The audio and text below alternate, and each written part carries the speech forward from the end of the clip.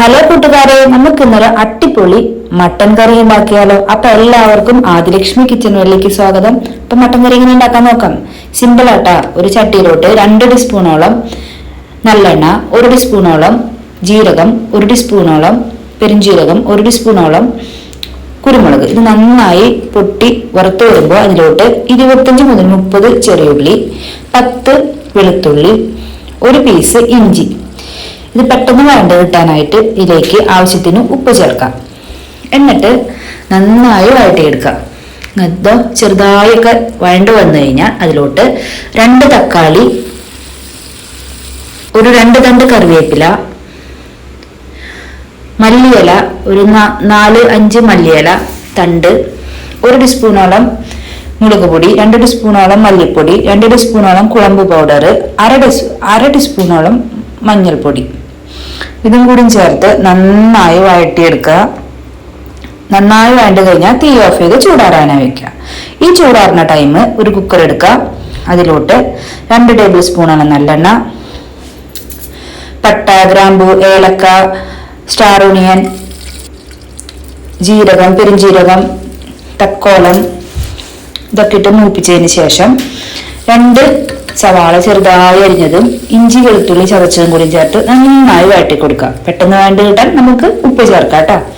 ഇനി നമ്മൾ 1 kilo mutton നന്നായി കഴുകിയെടുത്ത് വെച്ചിട്ടുണ്ട്, അതും കൂടി ചേർത്ത് കൊടുക്കാം. എന്നിട്ട് നന്നായി മിക്സ് ചെയ്തിട്ട് ഒരു 5 നിമിഷം മൂടി വെച്ച് വേവിക്കാം. ഈ സമയം നമ്മൾ ചൂടാറാനായിട്ട് വെച്ചത് മിക്സിയിലെ ജാറിലിട്ടിട്ട് നന്നായി അരച്ച് പേസ്റ്റ് ആക്കി എടുക്കാം. ഇനി മട്ടനിലോട്ട് 1 ഉരുളക്കിഴങ്ങും കൂടി നുറുക്കിയത് ചേർത്ത് കൊടുക്കുക. അരച്ചു വെച്ചിരിക്കുന്ന പേസ്റ്റ് ചേർത്ത് കൊടുക്കുക. എന്നിട്ട് നന്നായി ഇളക്കി കൊടുക്കുക. ആവശ്യത്തിന് വെള്ളമൊക്കെ ചേർത്ത് കൊടുത്തോളൂ. ഇനി അരമുറി നാളികേരം അരച്ച് പാലാക്കി എടുത്ത് വെക്കാം. ഇനി 1 ടീസ്പൂണോളം ജീരകപ്പൊടി, 1 ടീസ്പൂണോളം കുരുമുളകിന്റെ പൊടി കൂടി ചേർത്ത് നന്നായി ഇളക്കാം. ചെറുനാരങ്ങയുടെ നീര് 1/2 ടീസ്പൂണോളം ചെറുനാരങ്ങ നീരും കൂടി ചേർത്ത് നന്നായി ഇളക്കിയതിന് ശേഷം 1 കപ്പ് നാളികേരത്തിന്റെ പാലും കൂടി ചേർത്ത് നന്നായി ഇളക്കി കൊടുക്കുക. ഇനി താമസിക്കേണ്ട, വേഗം കുക്കറിന്റെ മൂടി അടച്ചു വെച്ചിട്ട്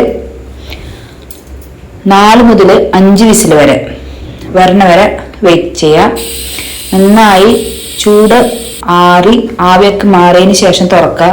അപ്പം നമ്മുടെ മട്ടൻ കറി അടിപൊളി ടേസ്റ്റിൽ തയ്യാറായിട്ടുണ്ട്. ഇനി ഇതിൻ്റെ മേലേക്ക് ഒരു 2-3 തണ്ട് മല്ലിയില കൊത്തിയരിഞ്ഞ് ചേർത്ത് കൊടുക്കുക.